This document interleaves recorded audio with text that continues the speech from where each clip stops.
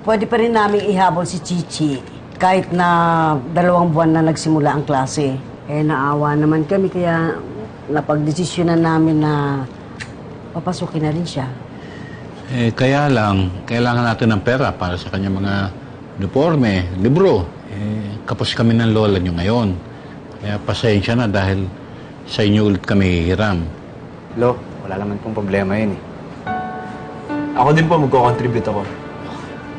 Salamat, ha? Maraming salamat, mga apo. Wala po yun.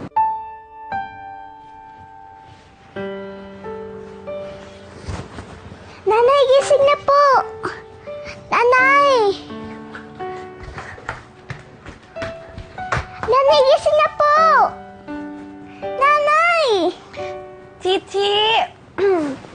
Ansok pa ako! Sunog pa sa'yo! Nanay! Gising na po! Di ba po pupunta po tayo sa school ko? Sa school? Oo nga pala, Chichi! Ha? School na pala! Oo nga pala!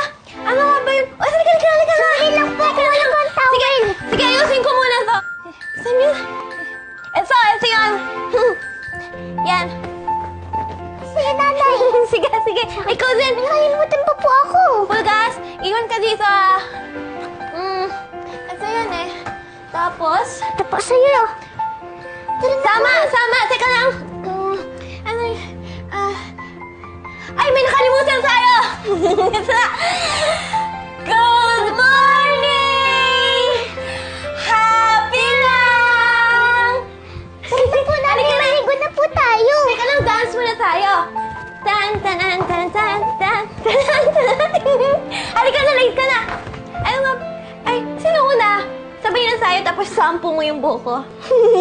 Tara na po. Halika na.